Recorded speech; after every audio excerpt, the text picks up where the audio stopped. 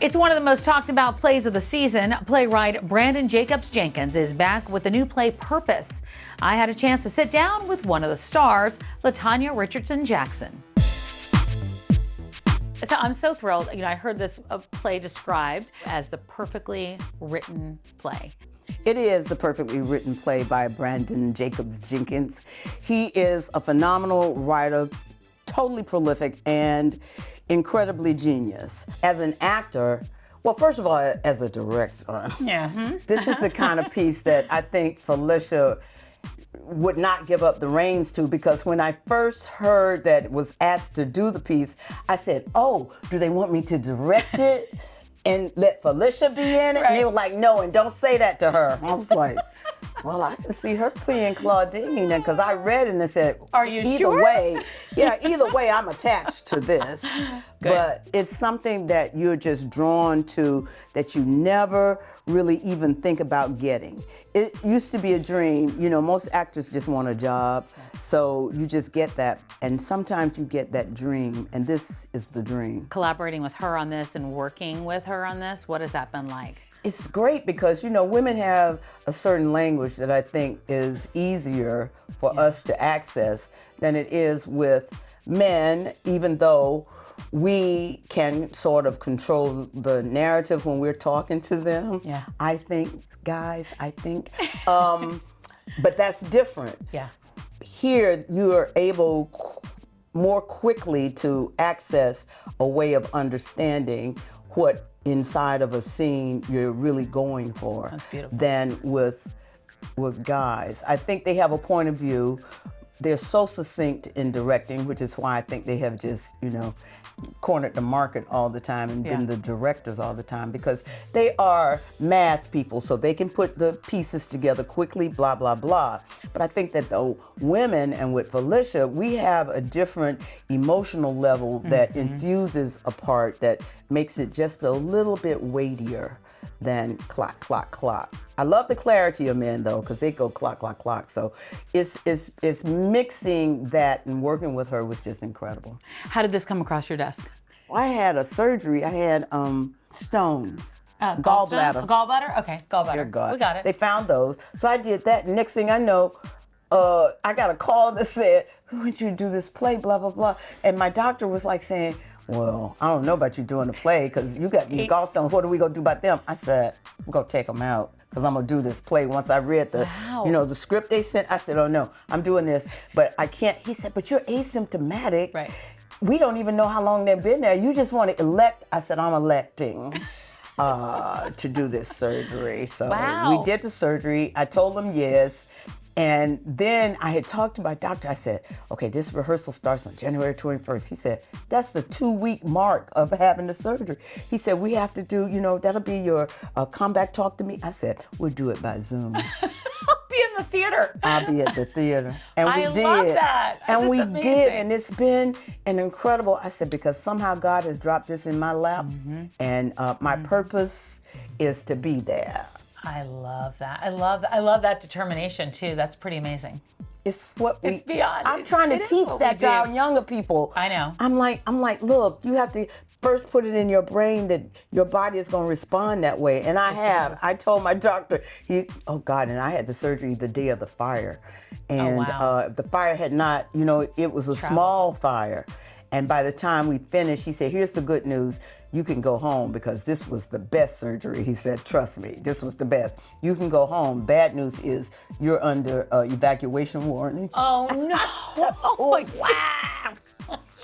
So I'm like dealing with all of that. And he said, but don't stress. Really, don't stress, because your body needs to heal. Yeah. And I'm like, don't stress. Don't stress. Don't stress. Little did we know what was happening. 120-something, 30-page script. I said, oh man, I hadn't intended to learn some of these lines, which, let me just say, for Brandon Jacobs-Jenkins, you should not. Because every day, once I got here, every day the lines change. I have to talk to you about these lines. Like as an audience member, when I sit and watch, I'm like, how How? Like some days I can't remember my own name. So This is what I'm saying. And I kept telling them, okay, I'm the senior citizen, 75 here. I don't know. This is like for me, like, and I just trusted God. I said, okay, Lord, you got me here. I guess you go put these in my, I said, I can't even remember their names, let alone, what this line is. And so for a long time, because he didn't lock the script until the Saturday before we opened on a Monday. I'm like, okay, I'm gonna trust you, Felicia. I'm gonna trust you and these people whom I don't know. I'm gonna trust them. I said, I'm gonna trust all of you. Okay, here we go. Oh my gosh. But now I invite everybody. Sweat. You do break out in sweats and like, oh God, is that the line? But I invite everyone to come now. Good. Well, because it's baked. I know they have, and it is baked. It's baked. And how are you feeling about audience response? Because it just has to be. The audience is incredible. Yeah. They are. They're so good. They're so inviting. The cast is incredible. The show is incredible. The writing is incredible. This is it. You're incredible. No, listen. Thank you. This is the convergence of three great ideas: the playwright, the writer, and the cast. So, and then the audience comes in and provides a different dynamic for you. They're like the sounding board of everything that you have to give out, and they give it back to you. You know what I mean? You can feel the weight in the room. When you look around and you've got the cast around you, and I'm sure that there's like so many lessons you learn from each other with an intergenerational cast. And you've got young people in the cast.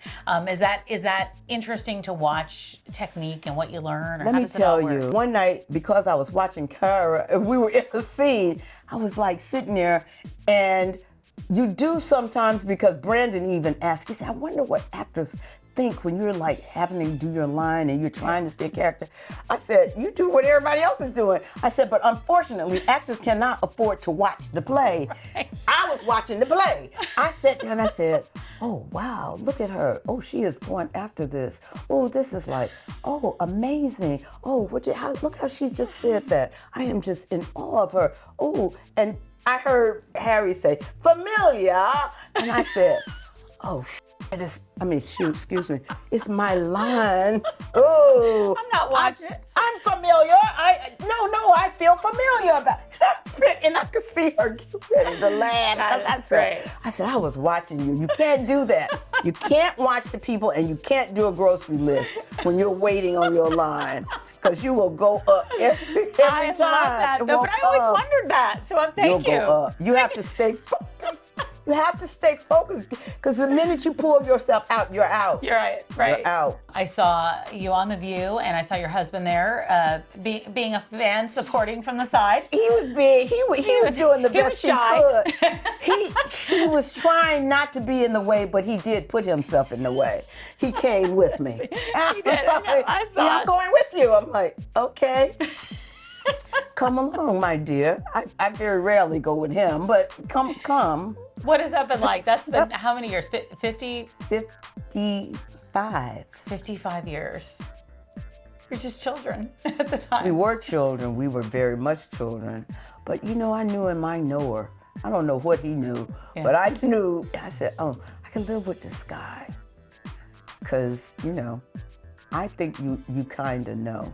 I think you do too. Yeah. What's that like looking back and looking through the years? I think it's pretty spectacular to. It is, and with our daughter, it has really been that thing because she is such a boss, and it was like. Where'd she get that from?